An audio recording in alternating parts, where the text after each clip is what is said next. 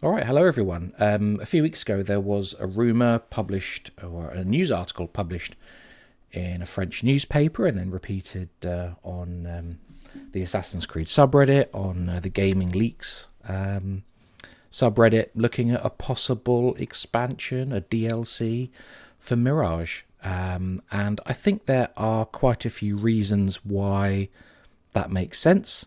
And I started to take some notes on that, and I thought, well, why don't I turn it into a video? In the spirit of, you know, trying to make the video sort of visually interesting, I decided to go full corpo and do it as a PowerPoint presentation, well, a Google Slides presentation. So, yeah, welcome to my corporate presentation on why a Mirage expansion might make sense for us. I think the first thing to say is efficient development. A lot of work was done on Mirage to correct or improve the stealth, the detection that it inherited or that it built from in Valhalla. We know that Valhalla was not great as a stealth game on launch, although it was improved over, I think, multiple patches over several years. But certainly Mirage seemed to make it much more reliable, much more usable.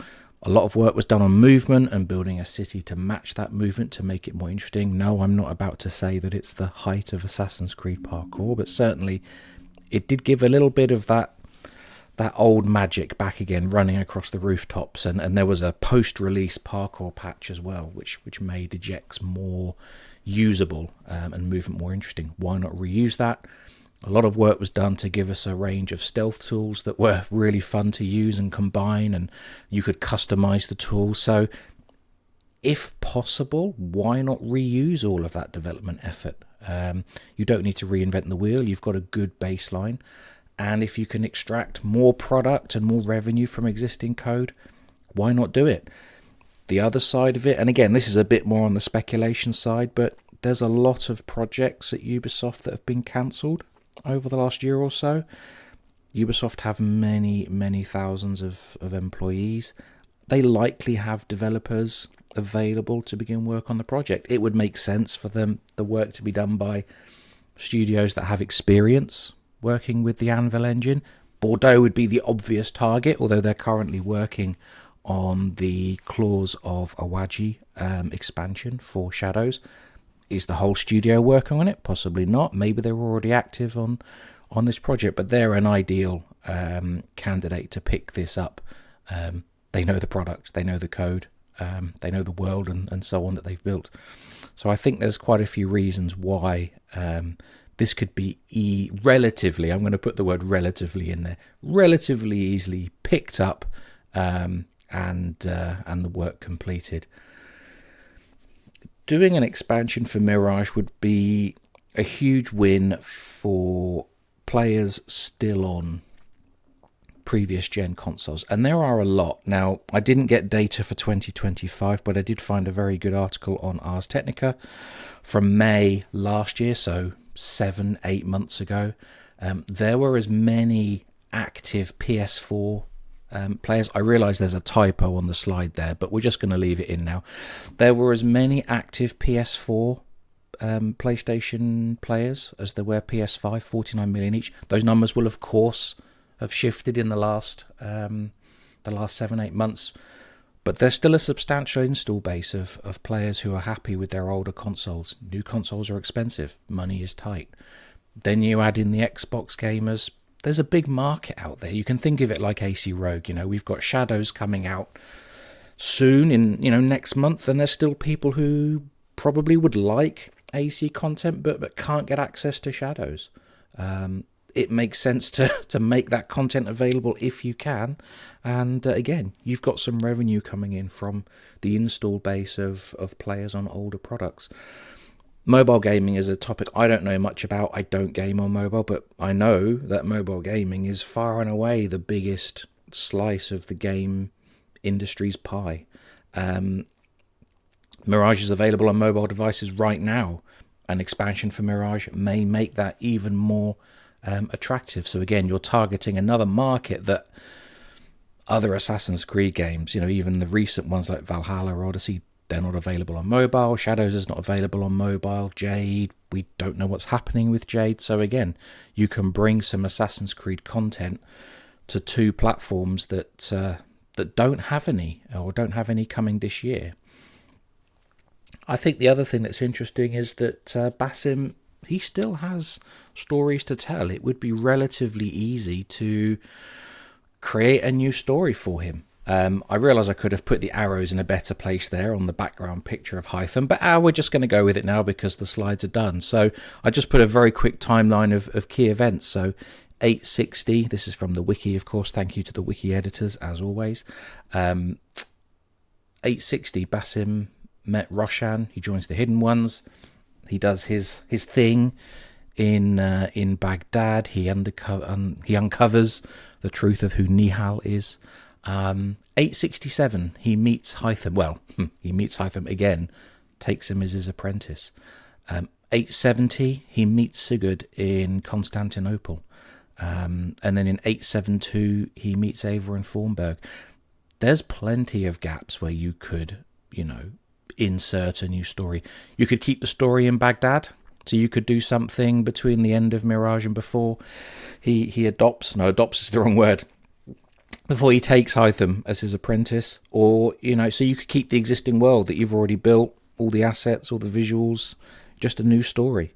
I would love to see Constantinople at the height of the Byzantine Empire or the Eastern Roman Empire created. That would be amazing, and it would be a nice, thematic connection with Assassin's Creed Revelations and the stories that we get there.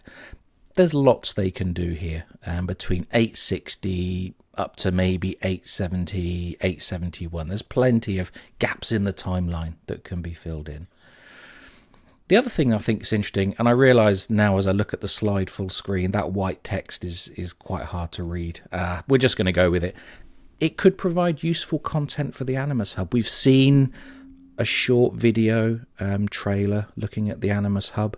Access the Animus did a good breakdown of everything they observed, questions they'd asked to the devs, concerns that they've raised. Shout out to Marco. He proofread, or he read my notes and provided some input. Marco, you're a gentleman and a scholar. Appreciate your time and taking a quick look over my notes and thoughts and making some corrections. So this could be an option to effectively have, the Saudi investment fund do pay for a little bit of extra code development for Mirage. So it's not just connect Shadows through the Animus Hub to launch Mirage. It's got that full Animus Hub experience in Mirage. That would drive more players to the hub, more engagement. But interestingly, it would also give Ubisoft a hook into the Animus Hub for previous gen console players. Again, connect back to all those players still on the older products. They're not going to see the Animus Hub because the older games, the period 2 Assassin's Creed games, that's what Ubisoft are calling them now. So Origins through to Odyssey, Valhalla and Mirage, that's considered period 2 of Assassin's Creed. They have limited connectivity into the hub. We still haven't really seen how it works, and I can't get my head around how from Shadows, from code running in Shadows, you can call out to Steam or Epic or whatever launcher you're using, your console, launcher, to then launch Odyssey or Origins or whatever. I can't get my head around how the code calls other code outside of its security boundary. But anyway, they're smart people. I'm sure they've figured it out. But specifically to Mirage, I think there's an option here for investing a little bit, not just in the story that they would bring and maybe new regions, new maps, whatever, but they could actually go and sort of give Mirage the full Animus Hub treatment, provide that bridge for older gen console players into the hub. And again, it provides that breadcrumb to sort of tempt them into the hub in the future when those players do upgrade and play Shadows and Hexe and all the others. It also provides new content for the timeline. So we've seen this. I've just taken a screenshot here of the timeline. You can see on the left there. So we're going to have this, it appears we're going to have this kind of timeline that we can scroll through.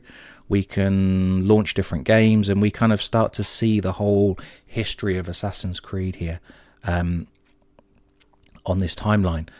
It would provide another dot on the line, for a Mirage expansion and another bit of Basim story, which might encourage players to engage with it.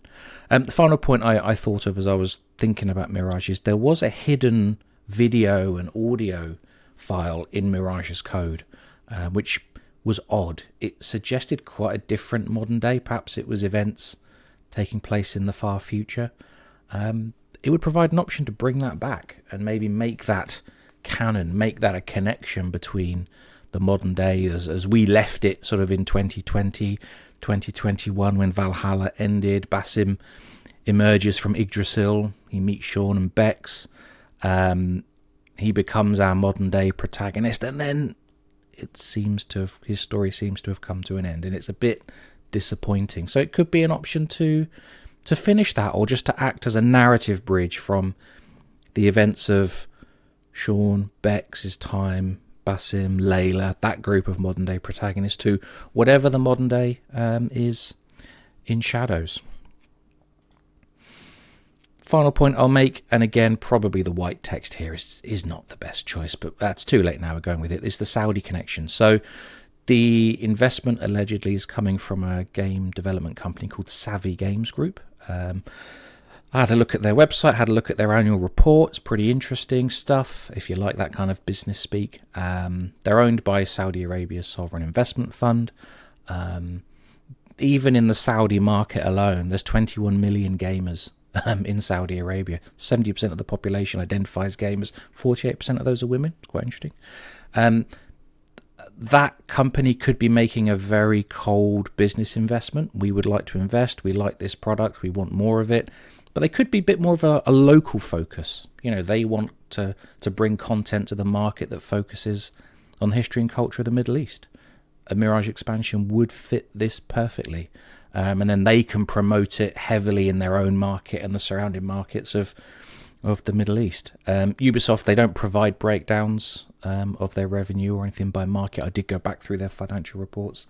They don't provide that kind of data, but partnering with Savvy could be a way of sort of promoting Mirage, not just the DLC, but the base game, and getting that expansion and that story further out into the Middle Eastern market, the Arabic and Islamic countries. Final point I found interesting, looking through the